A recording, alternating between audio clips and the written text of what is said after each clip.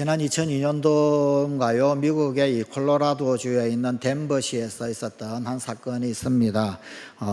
어떤 어머니가 아이의 지능지수, IQ지요. 이 지능지수를 조작을 하여서 아들이 천재라고 하였습니다. 저스틴 채퍼먼이라고 하는 당시 8살 난 소년에 관한 그런 이야기입니다. 이 소년은 이미 6살 때부터 대학 강의까지 듣는 천재 교육을 받았습니다. 그러나 결국에는 8살쯤에 정신질환을 일으키고 말았습니다. 6살 때 지능지수 테스트를 했는데 IQ죠, 소위 말하는 IQ 검사를 했는데 298점이 나왔어요. 안 놀라시는군요. IQ 298점이야. 그죠? 예. 여러분, 우리나라 사람 IQ 평균이 얼마인지 아십니까? 105라고 그래요. 105. 예. 그런데 여러분, 6살 때 IQ 검사를 했는데 298이 나왔으니까 그 엄마가 얼마나 흥분이 되겠습니까? 주변에 많은 사람들이 얼마나 깜짝 놀라겠습니까? 미국의 대학 입학 능력 시험 있지요? 소위 말하는 SAT. 우리로 따지자면 수학 능력 평가 이쯤 되겠지요. 예. 그런데 여러분, 이 SAT 수학 성적이요, 만점인 800점을 받았습니다. 예, SAT 800점쯤이야. 웬만해서는 안 놀랍니다. 그죠? 예. 그 정도야. 한국의 천재들이 늘렸으니. 정말 그럴까요? 예. 앞서 3살, 이 3살 때 이 다른 지능 테스트 중에서 스탠퍼드 비넷이라고 하는 시험이 있다고 그래요. 그런데 이 스탠퍼드 비넷이라고 하는 이 시험에서도 최고 점수를 이미 3살 때 받았다라고 합니다. 이 같은 천재성 때문에 이 아이는 5살 때부터 온라인 고등교육을 받았습니다. 또 6살 때는요, 뉴욕 로체스터 대학교에서 강의를 들었다고 합니다. 그의 어머니는 엘리자베스 채프만이라고 하는 여인인데, 이 아들 저스틴이 유아 때부터 어떤 탁월한 영재성을 보였다, 또 조숙했다, 또 아주 어렸을 때부터 학구열이 너무 높았다라는 거예요. 심지어 아이가 하루에 잠을 자는 시간이 적게는 2시간, 많이 자면 5시간 정도밖에 자지를 않는다는 겁니다. 그런데 여러분, 이 정도 되면은 그 천재성에 곽강할 것이 아니라 좀 염려를 해야 되는 거 아닌가요? 아이가 6살, 8살, 3살 이런 때, 아니 2시간에서 5시간 정도 잔다 그러면은 이 엄마로서 걱정을 하고 염려를 해야 될 텐데, 하여간 이걸 자랑스럽게 이야기를 했습니다. 그 잠 외에는 공부만 했다는 겁니다. 그러나 2002년 얼마 전부터 이 아이에게 이상 증세가 나타나기 시작합니다. 소위 말하는 정신질환 증세가, 또 정신불안 현상들이 막 나타나기 시작했다라는 겁니다. 결국은 기자들이 막 취재를 하고, 그리고 또 언론들이 추적을 합니다. 결국은 이 아이의 엄마는요, 아이의 IQ 점수가 조작이 되었다라는 것을 실토를 했습니다. SAT 수학 점수는요, 이웃집에 그 이웃집 아들의 점수를 도용한 것이다 라고 실토를 했습니다. 뉴욕타임스와의 인터뷰 가운데서는 이 아들이 너무 똑똑해서, 그래서 천재 교육을 시킬 수 있는 길이 열리도록 이와 같은 일을 했다라는 겁니다. 결국은 이 아이는요, 아동보호 태만 혐의로 기소되고 말았습니다. 이 금방 탄로가 날 것인데, 그런데 그 어머니가 왜 그렇게 어리석은 일을 했는지 모르겠습니다. 소위 가짜 천재놀이, 이 가짜 천재놀이를 한 어머니의 결과는 그야말로 비참한 것이었습니다. 진짜와 가짜, 과정을 보게 되면요, 구분이 안 될 때가 많습니다. 가짜가 진짜처럼 그렇게 보일 때도 꽤 많이 있습니다. 그러나 결과를 보게 되면, 그래서 마지막 최종 종착점에 도착을 하게 되면, 그러면은 금방 진짜와 가짜는 구분이 됩니다. 알 수가 있습니다. 오늘 우리에게 주신 하나님의 말씀 가운데서도 하나님께서는 진짜와 가짜를 확연하게 드러내는, 가짜가 진짜 앞에서 금방 탄로가 나게 만드는 그런 장면을 보여주십니다. 오늘 본문 말씀은 모세와 아론이 2번째로 바로를 방문하는 장면입니다. 그 전에, 오늘 본문 이전에도 이미 모세와 아론은 애굽의 왕 바로에게 방문을 했었습니다. 소위 협상을 하기 위해서 같이요, 우리가 하나님을 섬겨야 한다, 그래서 이 애굽 경내에 나가서 바깥에서 하나님을 경배해야 한다, 그런 이야기, 협상을 했습니다. 당연히 바로는 거절을 했겠지요. 그런데 그 첫 번째 방문은 그냥 말로서만 대화를 하는 그런 방문이었어요. 이제 두 번째 다시 바로 앞에 이 모세와 아론이 방문을 했을 때 이제는 기적을 가지고 나아갑니다. 첫 번째 말로 해서 안 되니까 이번 두 번째는 이 분명히 이 하나님의 죄 확인, 하나님께서 다시 가라라고 하는 파송을 받고 하나님께 확인을 받고 이번에는 기적을 가지고 이 바로 앞에 나아오는 것입니다. 하나님께서는 모세와 아론에게 바로가 너희에게 이르기를 너희는 이적을 보이라 하거든 너는 아론에게 말하기를 너희의 지팡이를 들어서 바로 앞에 던지라 하라 그것이 뱀이 되리라 이렇게 말씀을 해 주셨어요. 하나님께서 명하신 대로 아론이 바로 앞에 그리고 또 그 신하들 앞에 바로의 지팡이 던졌어요. 그랬더니 이 지팡이가 뱀이 되었습니다. 그런데 그것을 보고 바로가 가만히 있지를 않았습니다. 박사들을 부릅니다. 술사들을 부릅니다. 현인들을 부릅니다. 애굽의 요술사들을 불렀습니다. 그리고는 그들로 하여금 아론이 행한 것 그것을 똑같이 모방하여서 지팡이로 뱀이 되게 했습니다. 그러나 아론의 지팡이가 그 술사들이 던진 그 지팡이 다 삼켜 버렸습니다. 이것을 보고 바로는 더더욱 마음이 완악해지고 악하게 됩니다. 그리고 하나님의 말씀을 듣지 않게 된 것, 그것이 오늘 본문의 말씀입니다. 하나님의 이적을 술객들도 흉내를 냅니다. 하지만 진짜와 가짜는 금방 차이가 납니다. 세상에 그 어떤 것도 하나님의 이적을 온전히 흉내낼 수 있는 것은 없습니다. 하나님의 이적과 술법은 그 근본이 다른 것입니다. 오늘 이 본문 말씀 가운데서 중요한 몇 가지 포인트가 있습니다. 첫째, 하나님께서는 모세와 아론에게 지팡이를 바로 앞에 던지면 뱀이 된다라고 말씀을 하셨습니다. 이 지팡이가 뱀이 된 이적, 이것은 하나님께서 맨 처음에 모세에게 확신을 주시기 위하여서 행하셨던 그런 이적입니다. 야, 내가 너 보낸다. 내가 너와 함께 있을게. 아우, 나 안 되는데요. 나는 못하는데요. 이 모세가 참 말도 많고 핑계도 많았잖아요. 모세에게 확신 주시기 위해서 네 손에 쥐고 있는 게 뭐냐? 지팡이입니다. 그랬더니 그걸 땅에 던져라. 그랬더니 뱀이 된 거예요. 그리고는 꼬리를 집어라. 그랬더니 다시금 지팡이가 된 겁니다. 야, 내가 너와 함께하는 증거다. 그 외에도 손을 가슴에 넣어라. 꺼내어라. 나병이 되었어요. 다시 집어넣어라. 손이 깨끗하게 낫게 되었습니다. 이런 모세에게 확신의 증거를 주시기 위해서 사실은 지팡이를 던져서 뱀이 되게 하셨던 그런 이적입니다. 뿐만 아니라 모세가 백성들 앞에 나아갔을 때 그때도 하나님 보낸 거 분명하다. 하나님이 우리 백성과 함께한다 라고 하는 그 증거를 보여주시기 위해서 또다시 지팡이가 뱀이 되었습니다. 모세가 지팡이를 던지니까 뱀이 되고 그걸 다시 집으니까 지팡이가 된 거예요. 이때는 하나님께서 모세에게 확신을 주시고 이스라엘 백성들 가운데 믿음을 주시고 그러기 위해서 그래서 사용되어졌던 그런 이적이었었습니다. 하나님이 함께 하신다. 하나님의 표적과도 같은 것이었습니다. 그렇게 하나님께서는 모세와 이스라엘 백성들에게 믿음을 주시기 위해서 이 기적을 행하셨어요. 그러나 이제 바로에게 이 기적을 행하시는 것, 그것은 바로에게 믿음을 주시기 위해서가 아닙니다. 하나님께서는 바로에게 이 기적 사용하신 것, 그것은요, 바로의 완악함을 드러내기 위해서입니다. 이 이적을 보고서도 바로는 만악한 마음을 그냥 그대로 가지고 있는 거예요. 그의 교만을 고스란히 다 드러내기 위해서 사용된 그런 이적이었습니다. 똑같은 이적입니다. 똑같은 기적입니다. 하지만 어떤 사람에게는 그것이 믿음을 주지만 그러나 또 다른 어떤 사람에게는 오히려 더 완악한 마음을 가지게 되고 오히려 더 교만하게 만들어 버린다라는 거예요. 여러분, 이적이 반드시 좋은 것만은 아닙니다. 오늘 나에게 나타난 기적, 오늘 나에게 나타난 이적이 나에게 어떤 작용을 할지는 아무도 몰라요. 그게 나의 믿음을 더 굳건하게 만들 것인지, 내가 믿음을 가지고 확신을 가질 수 있게 만들 것인지, 아니면 완악한 마음 되고 오히려 이적 앞에 기적 앞에 교만하게 될지, 그건 아무도 모릅니다.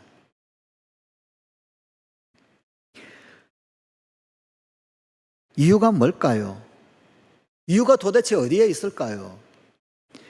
그 이유는 믿음이란 기적으로 생기는 것이 아니기 때문입니다.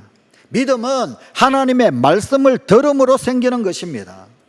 그러므로 일단 하나님의 말씀을 거부한 사람, 그 거부한 사람은요, 아무리 기적을 본다라고 한다 해도 더 이상 믿음이 생기지 않습니다. 아니, 오히려 더 완악하게 됩니다.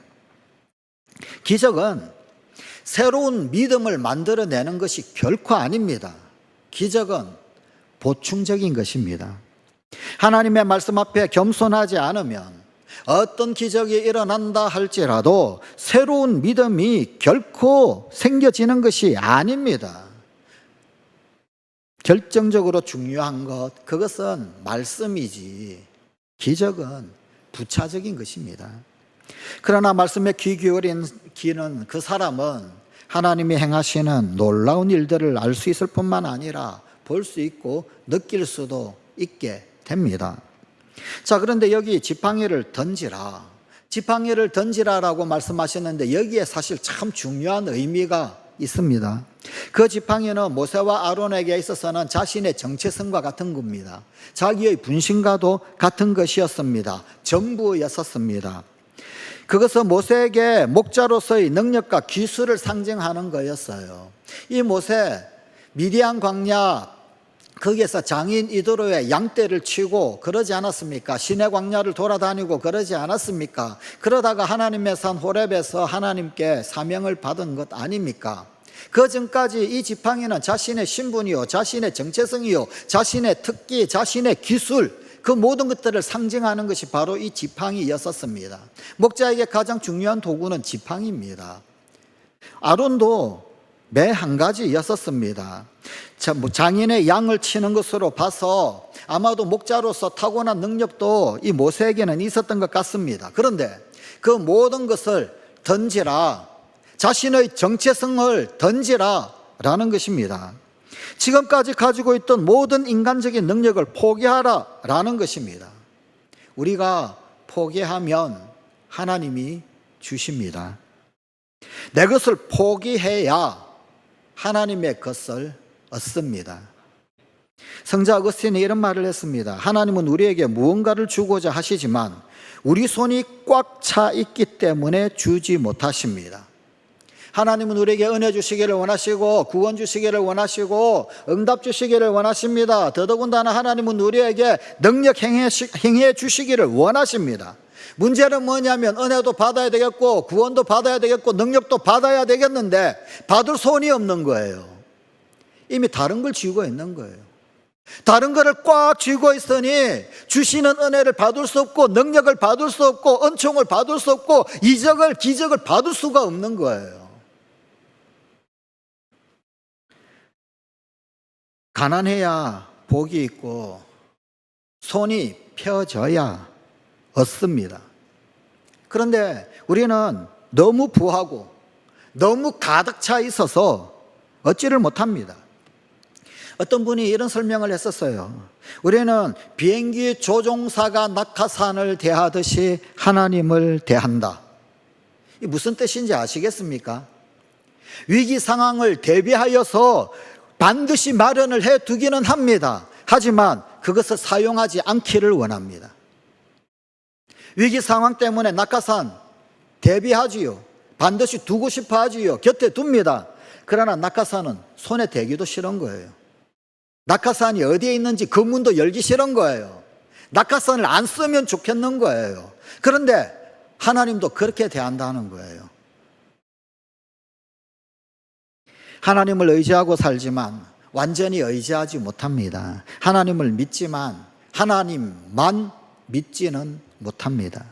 내 것을 포기하고 던지지만 항상 비상금을 남겨둡니다. 항상 비상금을 마련해 둡니다. 이것이 어쩌면 솔직한 우리의 연약한 믿음의 실체가 아닐까요? 그러나 하나님께서는 지팡이를 던지라 명령하셨습니다. 너를 던지라 그 말입니다. 네가 의지하고 있는 그걸 던지라 라는 겁니다. 너의 전부를 던져라. 너의 정체성을 던져라. 네가 가장 믿을 수 있고 네가 가장 의지하는 그것을 던져라. 그런 말입니다. 특히 이번에 지팡이를 던진 자는 모세가 아니라 아론입니다. 다시 말해서 기적의 근원은 모세가 아니라 하나님 자신이셨습니다. 모세로 하여금 기적을 독점하게 하지 않으셨습니다. 이전에는 모세가 자기의 지팡이를 던졌어요. 하지만 이번에는 아론을 가지고 있는 그 지팡이를 던지라 명하십니다. 우리 안에 어떤 무슨 고유한 능력이 있다 그렇게 생각해서는 안 됩니다. 우리의 모든 것은 주님으로부터 오는 것입니다. 지난번에 잘했다라고 해서 이번에도 다음번에도 잘할 수 있는 것이 아닙니다. 지난번에 큰 능력을 행했다 그래서 이번에도 자동적으로 큰 능력을 행할 수 있는 것이 결코 아닙니다. 그러므로 내 지팡이가 아니라 주님을 의지해야 합니다. 주님을. 둘째, 애굽의 요술사들도 술법으로 지팡이가 뱀이 되게 했습니다. 모세의 지팡이 혹은 아론의 지팡이 뱀이 됩니다. 그런데 그 지팡이가 뱀이 되자 애굽의 현인들, 마술사들 그들도 지팡이를 던졌습니다. 뱀이 되게 했습니다. 여긴 현인들은 점성술, 해몽, 지리학 등등등 그야말로 폭넓은 식견을 구비한 자들입니다. 소위 박사들입니다.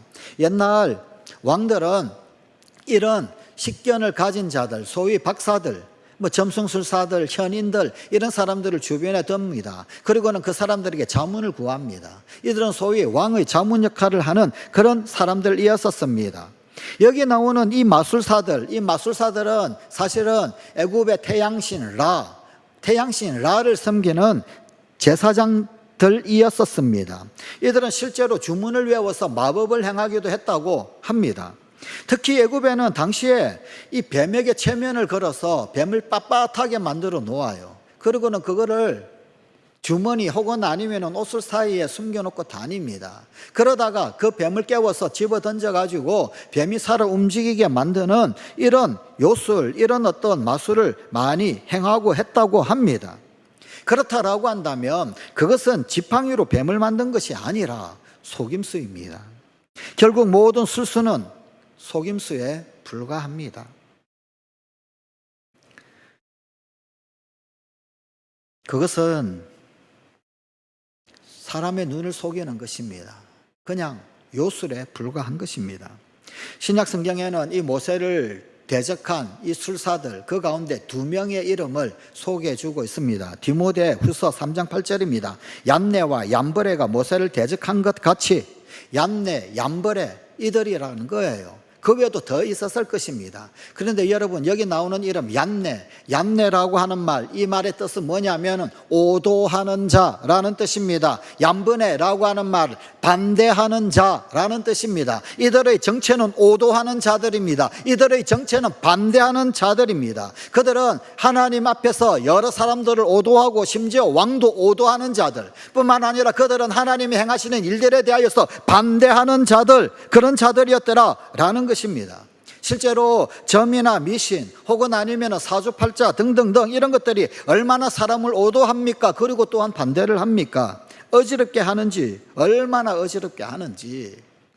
또 우리가 살고 있는 이 사회는 진리와 비진리가 그야말로 혼돈된 그런 사회입니다. 가짜와 진짜가 혼돈되어져 있습니다. 얼핏 봐서는 제대로 구분이 안 돼요. 그러니까 얼마나 우리 주변에 오도하게 만드는 것 많이 있는지 모릅니다.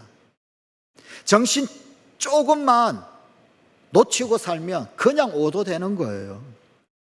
참되게 살고 진실하게 사는 사람이 오히려 비정상적으로 보이는 그런 사회이기도 합니다. 악화가 양화를 구축한다라고 하는 말이 있습니다. 그레샴의 법칙이라고 불리어지요. 16세기 미국의 금융가였던 토마스 그레샴이 했던 말입니다. 16세기 또 17세기 중세를 이제 갓 지나가는 우리 이 기독교적인 입장에서 볼 때는 종교개혁 시대를 맞이하는 이 또 르네상스를 맞이하는 또 근대 사회로 넘어가는 그런 시기였었지요. 여러분 원래의 의미가 이 악화가 양화를 구축한다 원래 뜻이 뭐냐면요. 여러분 옛날에 이 화폐는요. 금화, 은화, 동화를 썼지요. 그죠? 그런데 그때 사용되어졌던 그 돈들은요, 만약에 은화다 그러면은 그 은화가 100원짜리다 그러면 실제 은 100원어치가 그 화폐에 들어가 있는 거지요. 은 100원어치가 은화에 들어가 있으면서 이 은화가 100원으로 가치 통용이 되는 거였었습니다. 그러니 얼마나 많은 재정들이 백성들 사이에 돌아다녀야 되겠습니까? 예, 정부나 혹은 아니면은요, 왕들이 재정의 악화 혹은 아니면은 열악해지는 이런 상태를 완화시켜 볼 요량으로 꾀를 냅니다. 100원짜리 은하에다가 50원어치의 은만 넣는 거예요. 그러면은요, 사실 이 반 정도는요, 이 국고에다 남겨놓을 수가 있게 되잖아요. 그래서 결국에는요, 100원어치 은이 들어가 있는 은하와 50원어치만 집어넣은 은하가 100원의 가치로 똑같이 막 통용이 되는 겁니다. 그렇게 되면 사람들이 어떻게 하겠습니까? 자기 집에 100원어치의 은이 들어가 있는 은하는 전부 다 집에 숨겨둡니다. 남겨둡니다. 그리고 시장에서 통용되는 은하는 50원어치의 은이 들어가 있는 100원 가치로 통용되는 은하, 그것만 사용하는 거예요. 100원어치 은이 다 들어가 있는 거는 다 숨겨놓고 아예 쓰지를 않게 되는 겁니다. 그게 악화가 양화를 구축한다. 나쁜 돈이, 품질 불량, 함량 미달의 돈이 좋은 돈, 제대로 된 품질의 돈, 이 돈을 구축한다, 없애버린다, 쫓아내어버린다 라고 하는 말입니다. 오늘날에도 이 악화가 양화를 구축하는 일은 그야말로 비일비재하게 일어납니다. 저는 예전에 학교에 다니던 시절, 그 시절에 시험 기간이 너무 싫었습니다. 시험 치는 게 얼마나 싫은지. 그런데 여러분, 그거는요, 그냥 시험이라고 하는 점수에 대한 어떤 스트레스, 그것뿐만은 아니었습니다. 시험 칠 때마다 느끼는 상실감 때문에 시험 친다라고 하는 것이 정말 너무 싫었습니다. 제가 시험 칠 때, 대학 다닐 때, 혹은 아니면 신대원 다닐 때 제일 좋아하는 시험은 교수님하고 대면 시험 치는 거. 대면 시험 치는 건 다 A 받았어요. 그 시험이 제일 반갑고 제일 좋습니다. 심적으로 시험 때마다 큰 고통을 맛보아하였어요. 이유는요, 컨닝 때문입니다. 여러분들이 짐작하듯이 시험 기간만 되면은 난무하는 어떤 컨닝들. 심지어 대학생 때 제가 별로 좋은 대학을 못 다녀가지고요, 좋지 않은 대학을 다녀가지고 중간고사, 기말고사만 되면 웬 강의실 책상에 빽빽하게 그렇게 적혀 있는 것들이 많은지, 방학만 되면은요, 강의실마다 페인트 칠을 다시 하고 막 그러잖아요. 너무 싫었어요. 수도 없이 적혀 있는 컨닝 자료들. 더 안타까운 상실감을 불러일으키는 문제가 뭡니까? 컨닝하는 사람들이 점수가 더 좋다라는 겁니다. 그리고 컨닝 안 하는 사람들이 손해를 보는 구조입니다. 장학금도 컨닝 하는 사람들이 더 많이 받아요. 그것도 알고 나도 알아요. 내가 그보다 실력이 더 좋다라는 거. 그런데 그가 더 많은 장학금을 받아요. 그래서 점점점 컨닝하는 사람이 많아집니다. 학년이 올라갈수록, 나이가 많아질수록 컨닝하는 사람들이 더 많아집니다. 초등학교 때보다 중학교 때보다 고등학교, 대학교 올라가면 컨닝 안 하면 바보. 이런 사회에서 무슨 희망을 붙들겠습니까?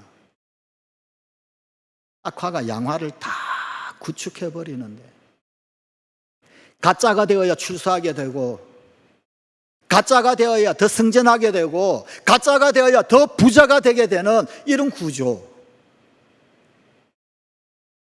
오늘날 우리가 살고 있는 사회, 그렇지 않습니까? 특별히 어떤 공동체, 여러분 그 어떤 공체나 조직 혹은 아니면은요, 사회, 그 조직을 연구하게 될 때 자질이 높은 사람은 조직에서 점점 사라지고 자질이 낮은 사람들만 점점 남게 되는 현상을 발견하게 됩니다.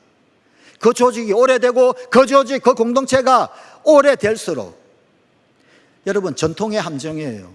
역사의 함정입니다. 오래될수록요, 자질 높은 사람들은 사라져 버립니다. 그리고 자질이 낮은 사람들, 그런 사람들이 점점 남게 되는 현상 발견하게 됩니다. 이것도 사회학적인 그레시암의 법칙이 통용되는 겁니다. 우리 한국에서는 질 좋고 값싼 상품은 별로 성공하지 못한다고 그래요. 질이 그렇게 좋지 못하면요, 값이 싸든지, 질이 좋은 거면은요, 가격을 훨씬 더 비싸게 받든지 그래야지 성공한다고 그래요. 여러분, 언젠가 언론에 보도된 적이 있지 않습니까? 소위 말하는 해외의 명품 시장.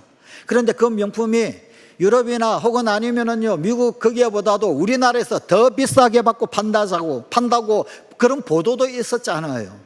비싸야지 더 잘 팔린다는 거예요. 나쁜 한마디가 좋은 10마디를 다 삼켜버립니다. 수근수근거리기를 좋아하는 자들이 정직하고자 하는 자들을 모함하여서 다 축출해버립니다. 구축해버립니다. 사장시켜버립니다. 희한한 거는요, 정직한 말의 영향력보다도요, 거짓말이 파급 효과가 훨씬 더 강력하다는 거예요. 그리고 오늘날 우리의 정치는 이것을 많이 이용해 먹고 있잖아요. 소위 말하는 정책 대결, 별 인기 없어요. 대신 모함하는 말이 선거에 훨씬 더 지대한 영향을 끼치잖아요. 다 악화가 양화를 구축해버리는, 그리고 그 사회 한가운데서 나도 함께 악화가 되어가는 거예요.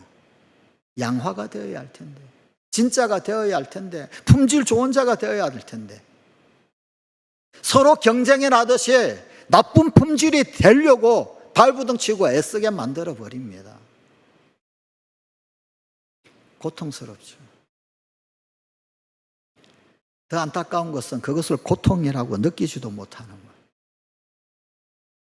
부끄러워할 줄 알아야 하는데 부끄러워할 줄 모르는 것.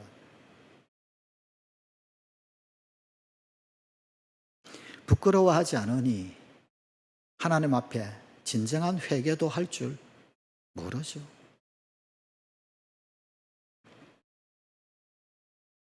세상에서는 잠시 악이 이기는 것처럼 보입니다.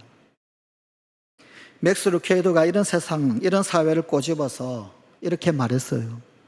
너희가 진리를 알지니 진리가 너희를 어색해 하리라. 우리는 진리 가운데 사는 자잖아요. 사는 사람들이잖아요. 진리 가운데 늘 초청을 받는 자들이잖아요. 그런데 여러분, 진리를 따르면 어색하다는 거예요. 진리를 따르면 몸에 안 맞다는 거예요. 진리를 따르면 살 수 없는 거예요. 이 정도 되면요, 옷을 찢고 머리를 풀고 가슴을 쥐어뜯고 심장을 다 뜯어야 합니다. 하나님 앞에. 소위 신약 성경에 말씀하는 양심에 화인 맞은 자들, 구제불능입니다. 양심에 화인 맞은 자들.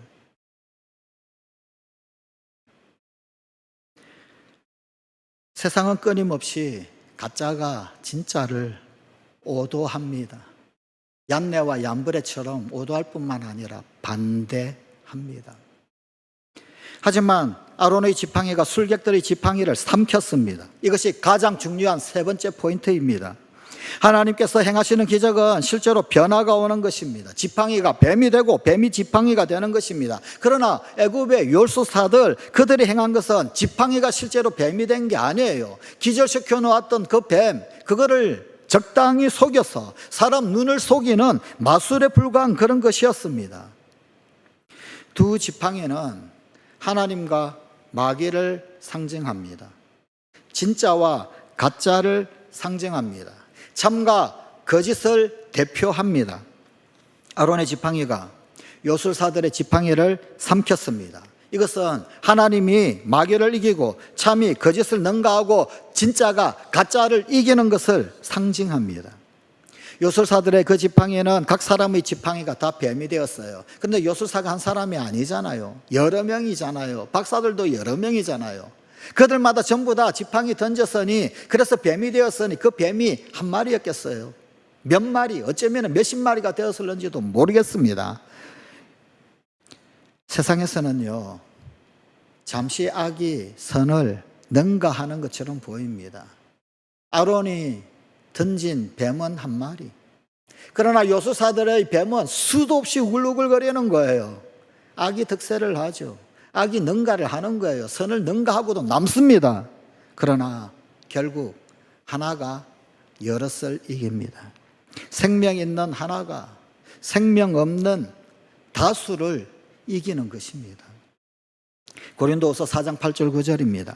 우리가 사방으로 우겨싸움을 당하여도 쌓이지 아니하며 답답한 일을 당하여도 낙심하지 아니하며 박해를 받아도 버림받지 아니하며 거꾸로 때림을 당하여도 망하지 아니하고.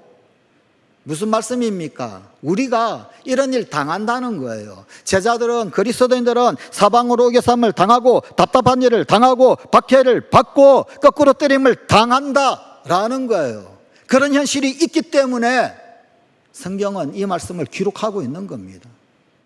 그러나 그럼에도 불구하고 우겨싸움을 당하여도 쌓이지 아니하고 답답한 일을 당하여도 결코 낙심하지 아니하고 박해를 받아도 버림받지 아니하고 거꾸로 때림을 당하여도 망하지 아니하는 진짜가 되는 것, 그것이 그리스도인이다.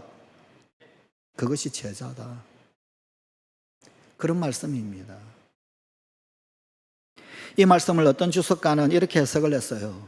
우리는 넉다운은 당하지만 넉아웃은 당하지 않는다. 일시적으로는 넘어질 수 있습니다. 일시적으로는 답답하여서 견디기 어려운 그런 지경에 빠지기도 합니다. 일시적으로는 지치기도 합니다. 지기도 합니다. 그러나 결국은 극복합니다. 결국은 승리합니다. 결국은 이깁니다. 그게 진리입니다. 그리고 그게 생명입니다. 하나님이 뱀을 삼킵니다. 세상의 왕을 이깁니다. 로마서 12장 21절은 우리에게 이렇게 명령합니다. 악에게 지지 말고 선으로 악을 이기라. 선으로 악을 이기라. 선은 반드시 이깁니다. 우리가 악을 이기는 것은 선으로만 가능합니다. 악은 결코 악을 이기지 못합니다. 또 다른 악으로 악을 이긴다. 아니요. 하나님의 이적은 세상의 술수를 이깁니다. 하나님은 뱀을 반드시 이깁니다. 바로는 더 강팍해져서 듣지를 않습니다. 왜 그럴까요? 술객들도 뱀을 만들었기 때문입니다. 오늘은 운이 없어서 졌지만 다음번에는 우리가 이긴다, 그런 거예요. 바로는 자신에게 속고 있는 것입니다. 술객들은 속이는 자요, 오도하는 자들입니다. 그들이 누구를 오도하고 있습니까? 자기 나라 왕을 오도하고 있습니다. 백성들을 오도하고 있습니다. 왕이 술객들에게, 신하들이 술객들에게 속고 있습니다. 술객들은 백성들뿐만 아니라 왕까지도 속이고 있는 것입니다. 속아서 더더욱 강팍해지게 만들고 있는 것입니다. 요한계시록에는 이기는 자에 대한 보장이 있습니다. 계시록 3장 5절입니다. 이기는 자는 이와 같이 흰옷을 입을 것이요 내가 그 이름을 생명책에서 결코 지우지 아니하고 그 이름을 내 아버지 앞과 그의 천사들 앞에서 시인하리라.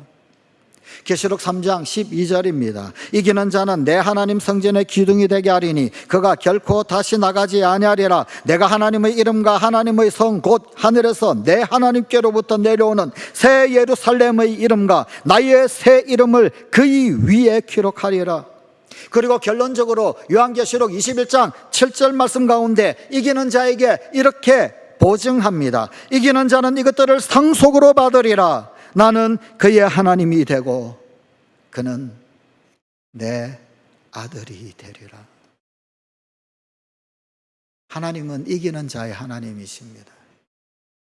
우리끼리 싸워서 이기는 자의 하나님이 아니라 오도하는 자와 싸워 이기는 자, 반대하는 자와 싸워 이기는 자, 주님 영광 가리는 자와 싸워 이기는 자, 가짜와 싸워 이기는 자, 거짓과 싸워 이기는 자, 거짓 생명으로 치장한 자와 싸워 이기는 자, 비진리와 싸워 이기는 자, 그에게 그의 하나님이 되어주신다.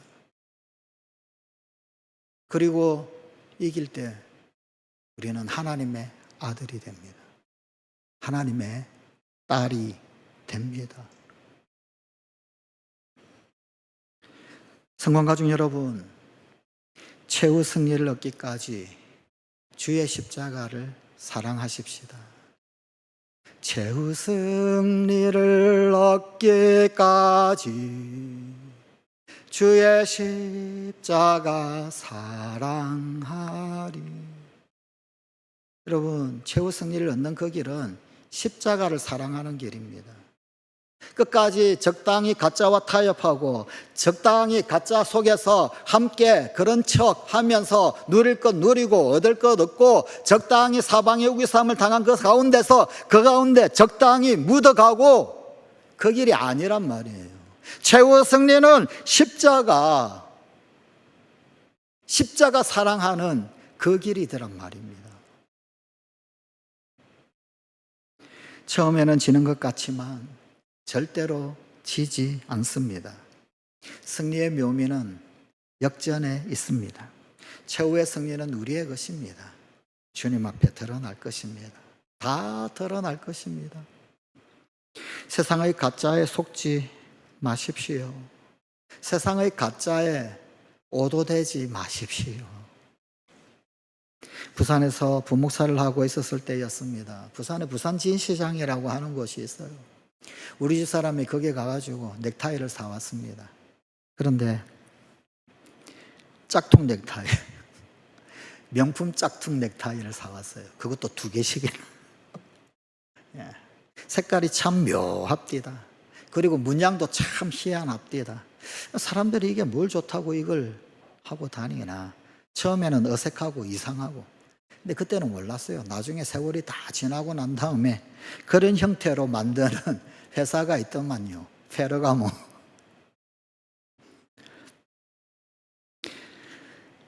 그거 카피를 뜬 넥타이를 아주 말할 수 없는 저렴한 가격으로 2개를 사왔어요.